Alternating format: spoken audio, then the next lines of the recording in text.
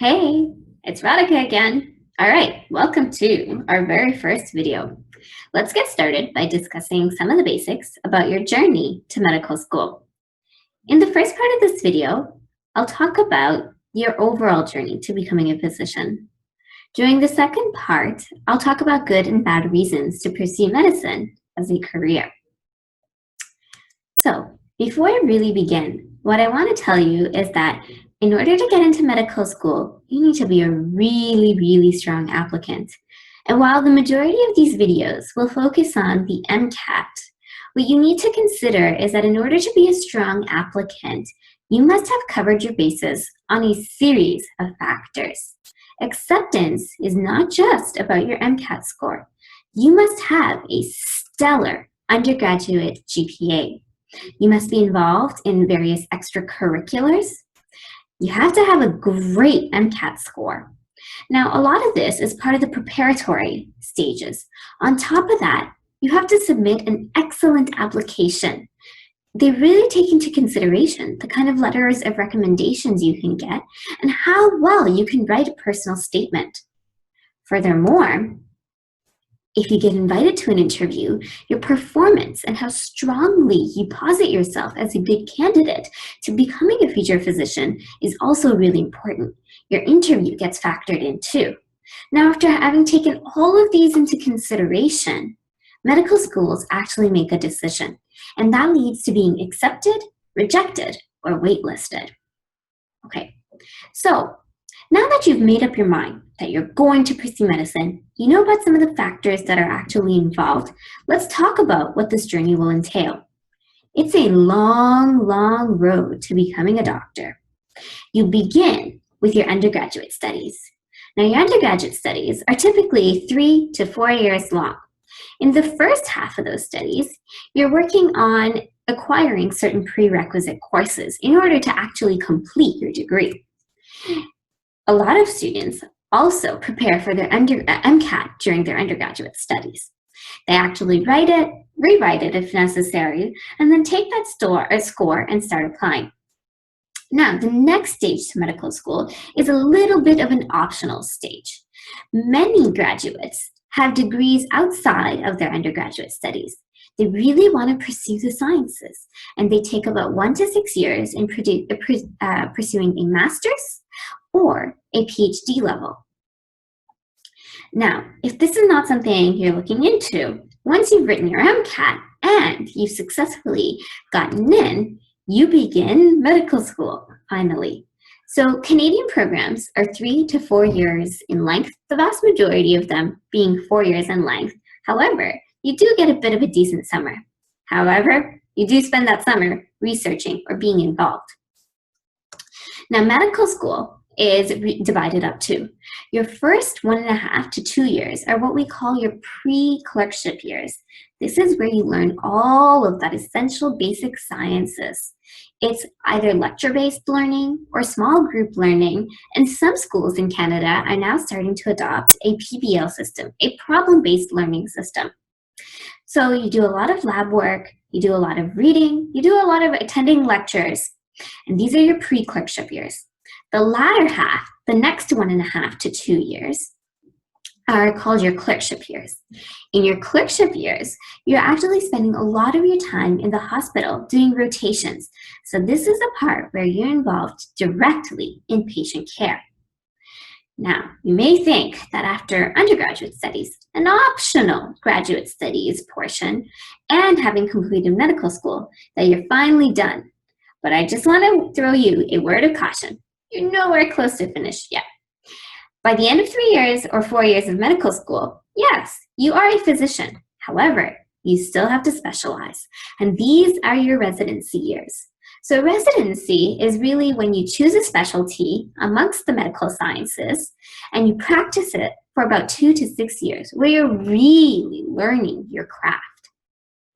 Now, the reason it's 2 to 6 years is because the length of residency programs in this country really differs. So for example, family medicine is a 2-year residency. Internal medicine and things like pediatrics are 4 years. However, if you want to get into most surgical specialties, even gen surg, cardiac surgery, or neurosurgery, those are all 6-year programs. And once you finish that specialty, you have another optional stage. This is the fellowship stage. So a fellowship is an optional stage that lasts from 1 to 2 years. And what you're really saying here is, I'm already specialized, but I want to become even more specialized in a specialized field. And you spend 1 to 2 years choosing that subset of your specialty. So I have to say, that is an insanely long journey. It's about an average of 10 years. So you have to be extremely committed, extremely motivated, and enthusiastic about it. You have to give it your all. In essence, what I'm trying to say is you have to know that medicine is what you want, but furthermore, you have to know why. Why are you pursuing it? Why do you want it? So what aren't some good reasons? What aren't some good reasons for pursuing medicine as a career? AKA, what are the bad reasons? Well, don't pursue it if you're pursuing it for family tradition. Because you know what? Family traditions are great. But if you're contemplating medical school because somebody else in your family is a doctor, think again. This is a career that requires nothing except 100% dedication, motivation, and enthusiasm. And if you're not in it for the right reasons, remember, you're going to be the one studying up all night for years of your life. It'll pale in comparison to those who are actually in it for the beauty that it is. It's likely that you'll end up unhappy if you're pursuing this career path because of family tradition. Now, if you're pursuing medicine because you can't stop dreaming of that sports car or that fancy beach house, and it's mostly a reason to get rich, well, I'll let you in on a little secret. The days of the millionaire doctor are almost a thing of the past. Yes, it'll allow you to lead a comfortable life. Yes, becoming a practicing physician will lead to paying off your loans, but it also requires a ton of commitment. It's a tough practice day in and day out, and money probably won't be satisfactory enough further down the road. Now, if you're doing it because you have an adrenaline surge from saving all these lives, well, let me tell you, and I quote word for word here, what medicine has been described as. It is hours and hours of sheer boredom punctuated by moments of sheer terror. Yeah, clinical practice can be exciting. But you know what? A lot of the time, you may be involved with caring for a 3-year-old patient who has an ear infection and is dizzy, or the alcoholic with poorly controlled diabetes who has just managed to puke on you for the 3rd time in an hour. In general, for any of you who are addicted to the adrenaline rush and you focus solely on that, you're going to miss the elegant subtlety that this profession really has to offer. It'll probably lead you to winding up unhappy and unfulfilled. Now, I've come across students who pursue it because of the sheer challenge that it is. Yes, I agree. It's a very, very hard field to practice in. It's a very long journey. But you know what? There are reasons people pursue it, real deep reasons. It's because they're motivated. They're completely enthusiastic. And there are many other challenging careers out there, ones that are not just involved in directly saving someone's life or having a direct impact on someone's health. If you're looking for a career that offers you challenge, choose one where other people's lives and well-being are not at stake. There should be a real desire here. That's what I'm trying to say.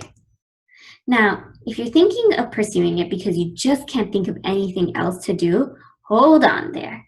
In deciding to go to medical school, you should be pursuing a chosen dream, not evading a decision.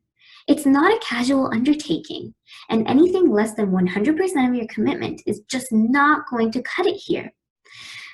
So, if you can't think of anything else to do, it's your job to sit down and figure out what it is that you really want to spend the whole rest of your life doing.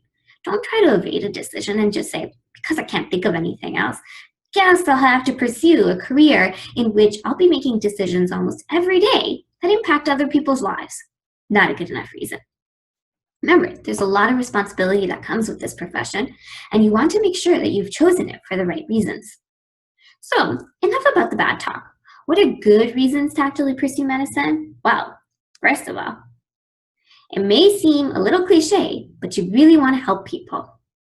Altruism is actually a crucial part of a physician's career and character. Now, at the same time, what you want to be aware of are the contrary forces of business and profit that significantly influence this profession. You may be motivated to act in certain ways. You may be trained to act in certain ways, altruistically, most likely. However, there are contrary forces, and you should be aware of that. You should be aware that they don't lead to one of your sources of dissatisfaction. What else? Well, you have to have a fascination with the human body. Not only will it help you with going through hours and hours of sitting through anatomy class, but it'll also help you at your patient's bedsides late into the wee hours of the night or early into the cracking dawn. You want to make sure that you're truly interested with understanding how this fascinating machine actually works and to be able to treat and diagnose certain problems when things go wrong. Now, a lot of students also tell me that they want to apply their love of the sciences to their love for the humanities, and that's a great reason. Medicine is an elegant, it's a beautiful blend of the sciences and humanities, of what we call the technical and the creative. It encompasses every field of the sciences, and you know what's more beautiful? It has ever-expanding horizons. So if you're looking for an opportunity in which your interprofessional skills and your emotional intelligence will be challenged almost on a daily basis, and you love the sciences, you love that interaction with other humans, probably a good reason to pursue medicine. It will constantly test every aspect of your intellect, of your personality, of the knowledge that you've obtained, and it will never cease to teach you and to help you grow. So really, who could ask for a better job than that? Now, if you've got some experience in patient care and you can't imagine yourself doing anything outside of that, that's probably a good reason to pursue medicine as well. A lot of students do come up to me and they are registered nurses, or they volunteered in hospitals, and they're EMTs, and they cannot see themselves practicing in a career that doesn't involve making decisions on a daily basis to impact the well-being of others. Now, if you have a true fascination, a true liking for this, probably a good reason to pursue medicine. What's furthermore, it'll help you build on your experience with patient care. Now, I have a few students who are involved in clinical research, and they get to see the patient side of things, but they don't get to impact or make decisions helping with that patient's well-being. Now, what they do is they take that experience of research and they say, I want more. I want to be able to help these patients, not just for this purpose of my research, but because I really think that I can help them make better decisions. I can really impact their health in positive ways. Now, if this is a reason that you really want to pursue medicine, probably a good reason. So, I'm going to leave it off here, and the key takeaways for this message from this video are the following messages.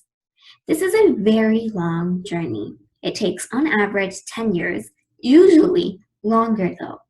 There are reasons that are great for pursuing it, and there are reasons that are poor for pursuing it.